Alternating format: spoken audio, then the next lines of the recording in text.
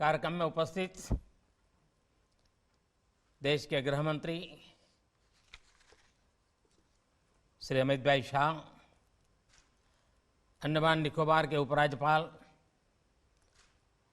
Chief of defence staff, हमारी तीनों सेनाओं के अध्यक्ष, महानिदेशक भारतीय तटरक्षक, कमांडर इन चीफ अंडमान एवं निकोबार कमांड, समस्त अधिकारीगण, परमवीर चक्र विजेता वीर जवानों के परिवारों के सदस्यगण, अन्य महानुभाव, देवी और सज्जनों, आज नेताजी सुभाष की जन्म जयंती है। देश पराक्रम दिवस के रूप में इस प्रेरणा दिवस को मनाता है। सभी देशवासियों को पराक्रम दिवस की अनेक अनेक शुभकामनाएं। आज पराक्रम दिवस पर अंडमान निकोबार द्वीप समूह में नई सुबह की रश्मियां एक नया इतिहास लिख रही है। और जब इतिहास बनता है तो आने वाली सदियां उसका स्मरण भी करती हैं, आकलन भी करती हैं, मूल्यांकन भी करती हैं और अविरत प्रेरणा पाती रहती हैं। आज अंडमान निकोबार के 21 द्वीपों का नामकरण हुआ है। इन 21 द्वीपों को अब परमवीर चक्र विजेताओं के नाम से जाना जाएगा। जिस द्वीप पर नेताजी सुभाष चंद्र बोस रहे थे, वहां उनके जीवन और योगदानों को समर्पित एक प्रेरणा स्थली, एक स्मारक का भी आज शिलान्यास हुआ है। आज के इस दिन को आजादी के अमृत काल के एक महत्वपूर्ण अध्याय के रूप में आने वाली पीढ़ियां याद करेगी। नेताजी का ये स्मारक शहीदों और वीर जवानों के नाम पर ये द्वीप हमारे युवाओं के लिए, आने वाली पीढ़ियों के लिए एक चिरंतर प्रेरणा का स्थल बनेंगे।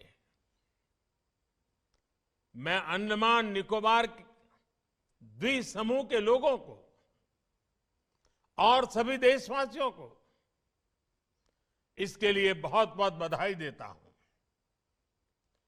मैं नेताजी सुभाष और परमवीर चक्र विजेता योद्धाओं को श्रद्धापूर्वक नमन करता हूं।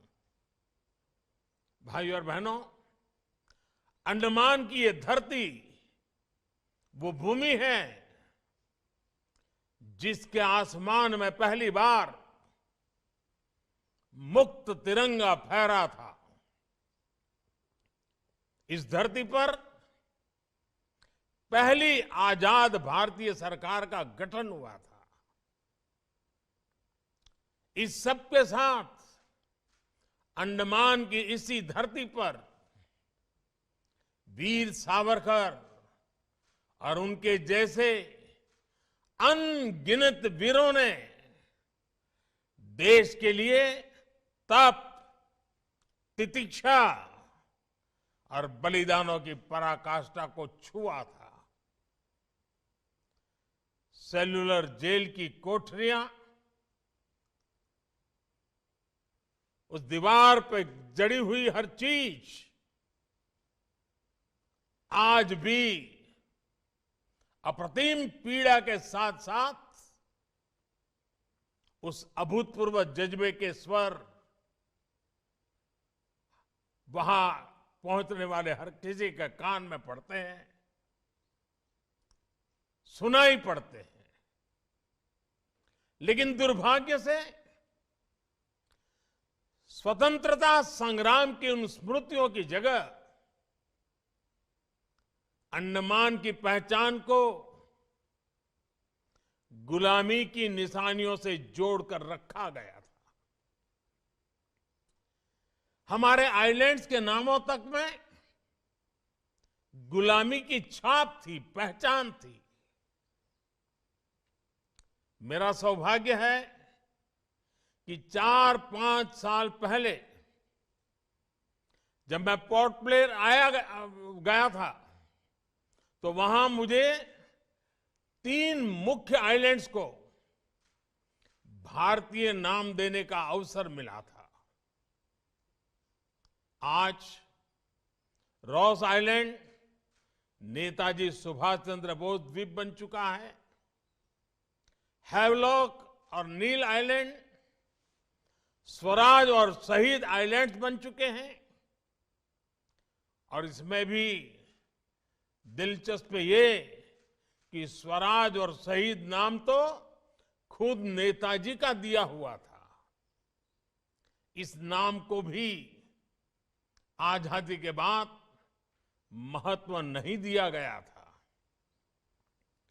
जब आजाद हिंद फौज की सरकार के 75 वर्ष पूरे हुए तो हमारी सरकार ने इन नामों को फिर से स्थापित किया था। साथियों, आज 21वीं सदी का ये समय देख रहा है कि कैसे जिन नेताजी सुभाष को आजादी के बाद भुला देने का प्रयास हुआ, आज देश उन्हीं नेताजी को पल पल याद कर रहा है। अंडमान में जिस जगह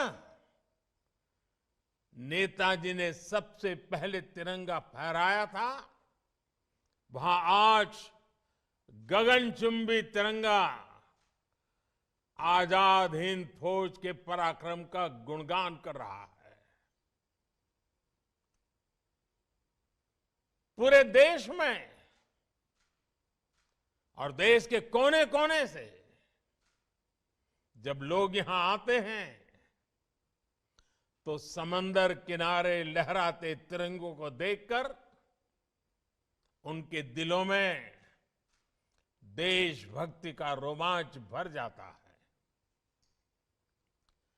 अब अंडमान में उनकी याद में जो म्यूजियम और स्मारक बनने जा रहा है, वो अंडमान की यात्रा को और भी स्मरणीय बनाएगा। 2019 में नेताजी से जुड़े ऐसे ही एक म्यूजियम का लोकार्पण दिल्ली के लाल किले में भी हुआ था। आज लाल किला जाने वाले लोगों के लिए वो म्यूजियम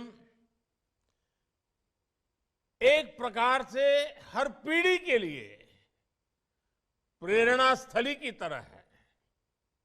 इसी तरह बंगाल में उनकी 125वीं जयंती पर विशेष आयोजन हुए थे। देश ने इस दिन को पूरे धूमधाम से सेलिब्रेट किया था। उनके जन्म दिवस को पराक्रम दिवस के रूप में घोषित किया गया। यानी बंगाल से लेकर दिल्ली और अंडमान तक देश का ऐसा कोई हिस्सा नहीं है जो नेताजी को नमन न कर रहा हो, उनकी विरासत को संजो न रहा हो। साथियों, बीते 8-9 वर्षों में नेताजी सुभाष चंद्र बोस से जुड़े ऐसे कितने ही काम देश में हुए हैं जिन्हें आजादी के तुरंत बाद से हो जाना चाहिए था, लेकिन उस समय नहीं हुआ। देश के एक हिस्से पर आजाद भारत की पहली सरकार 1943 में बनी थी। इस समय को अब देश ज्यादा गौरव के साथ स्वीकार कर रहा है। जब आजाद हिंद सरकार के गठन के 75 वर्ष पूरे हुए, तब लाल किले पर देश ने झंडा फहराकर नेताजी को नमन किया था। दशकों से नेताजी के जीवन से जुड़ी फाइलों को सार्वजनिक करने की मांग हो रही थी। ये काम भी देश ने पूरी श्रद्धा के साथ आगे बढ़ाया। आज हमारी लोकतांत्रिक संस्थाओं के सामने कर्तव्य पथ पर भी नेताजी बोस की भव्य प्रतिमा हमें हमारे कर्तव्यों की याद दिला रही है। मैं समझता हूं ये काम देश हित में बहुत पहले हो जाने चाहिए थे, क्योंकि जिन देशों ने अपने नायक नायिकाओं को समय रहते जनमानस से जोड़ा, साझे और समर्थ आदर्श गढ़े, वो विकास और राष्ट्र निर्माण की दौर में बहुत आगे गए। इसलिए यही काम आजादी के अमृत काल में भारत कर रहा है, जी जान से कर रहा है। साथियों, जिन 21 द्वीपों को आज नया नाम मिला है, उनके इस नामकरण में भी गंभीर संदेश छिपे हैं। ये संदेश है एक भारत श्रेष्ठ भारत की भावना। ये संदेश है देश के लिए दिए गए बलिदान की अमरता का संदेश। वयम अमृतस्य पुत्राः। और ये संदेश है भारतीय सेना के अद्वितीय शौर्य और पराक्रम का संदेश। जिन 21 परमवीर चक्र विजेताओं के नाम पर इन द्वीपों को जब जाना जाएगा, उन्होंने मातृभूमि के कण कण को अपना सब कुछ माना था। उन्होंने भारत मां की रक्षा के लिए अपना सर्वस्व न्योछावर कर दिया था। वे भारतीय सेना के हैं, वे वीर सिपाही देश के अलग अलग राज्यों से थे, अलग अलग भाषा, बोली और जीवन शैली के थे, लेकिन मां भारती की सेवा और मातृभूमि के लिए अटूट भक्ति उन्हें एक करती थी, जोड़ती थी, एक बनाती थी। एक लक्ष्य, एक राह, एक ही मकसद और पूर्ण समर्पण। साथियों, जैसे समंदर अलग अलग द्वीपों को जोड़ता है, वैसे ही एक भारत श्रेष्ठ भारत का भाव भारत मां की हर संतान को एक कर देती है। मेजर सोमनाथ शर्मा, पीरू सिंह, मेजर शैतान सिंह से लेकर कैप्टन मनोज पांडे, सूबेदार जोगिंदर सिंह और लांस नायक अल्बर्ट एक्का तक, वीर अब्दुल हमीद और मेजर रामास्वामी परमेश्वरन से लेकर सभी 21 परमवीर, सबके लिए एक ही संकल्प था, राष्ट्र सर्वप्रथम, इंडिया फर्स्ट। उनका ये संकल्प जब इन द्वीपों के नाम से हमेशा के लिए अमर हो गया है। करगिल युद्ध में ये दिल मांगे मोर का विजय घोष करने वाले कैप्टन विक्रम, इनके नाम पर अंडमान में एक पहाड़ी भी समर्पित की जा रही है। भाई और बहनों, अंडमान निकोबार के द्वीपों का ये नामकरण उन परमवीर चक्र विजेताओं का सम्मान तो है ही, साथ ही भारतीय सेनाओं का भी सम्मान है।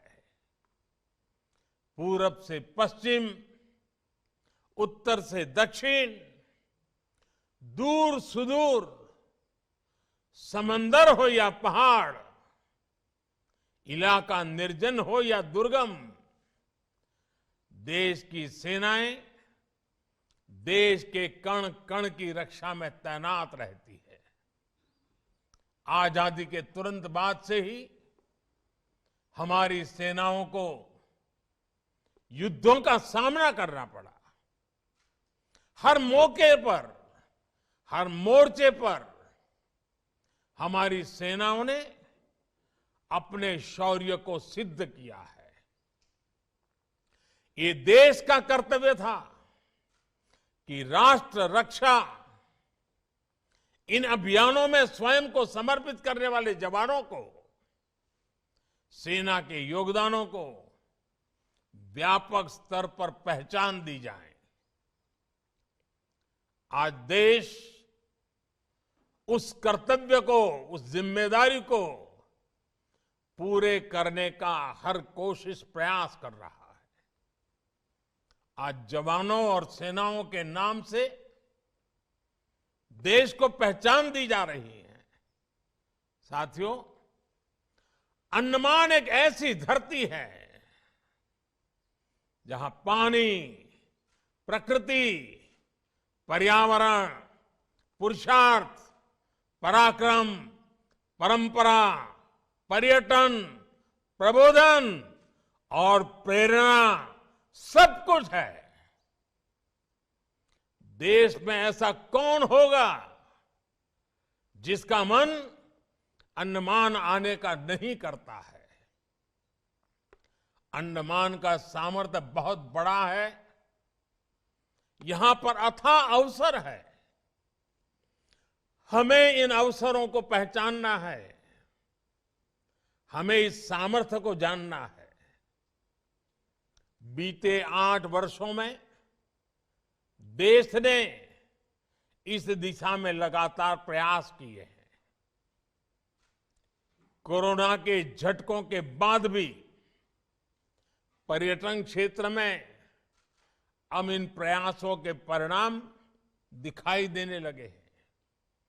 2014 में देश भर से जितने पर्यटक अंडमान आते थे, 2022 में उससे करीब करीब 2 गुने लोग यहां आए हैं। यानी पर्यटकों की संख्या 2 गुनी हुई है। तो पर्यटन से जुड़े रोजगार और आय भी बढ़े हैं।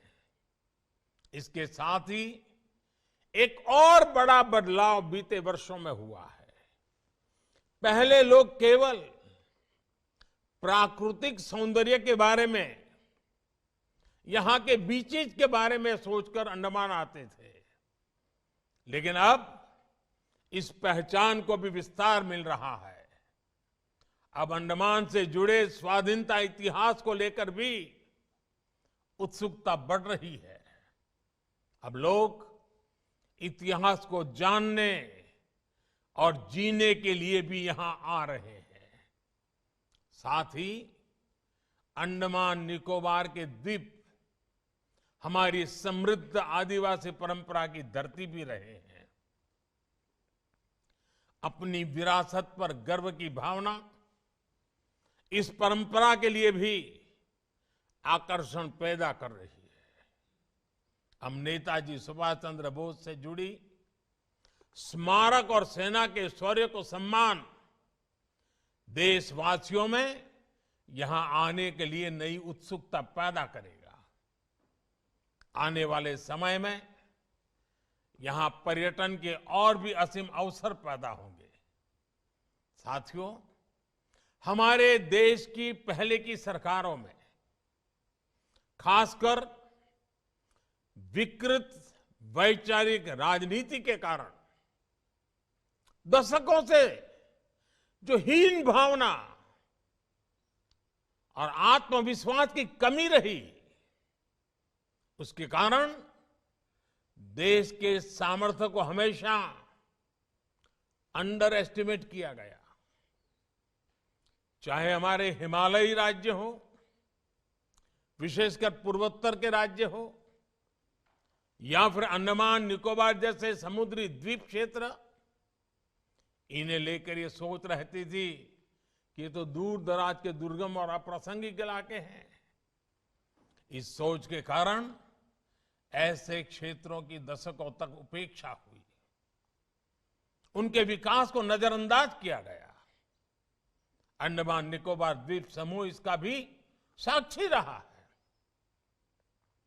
दुनिया में ऐसे कई देश हैं, ऐसे कई विकसित द्वीप हैं जिनका आकार हमारे अंडमान निकोबार से भी कम है, लेकिन चाहे सिंगापुर हो, मालदीव हो, सेशेल्स हो, ये देश अपने संसाधनों के सही इस्तेमाल से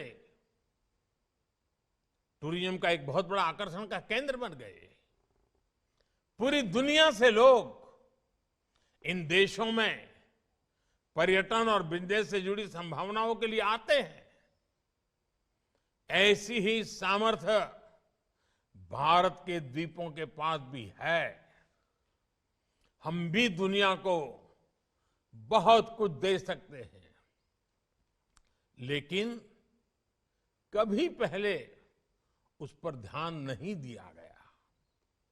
हालात तो ये थे कि हमारे यहां कितने द्वीप हैं, कितने टापू हैं, इसका हिसाब किताब तक नहीं रखा गया था।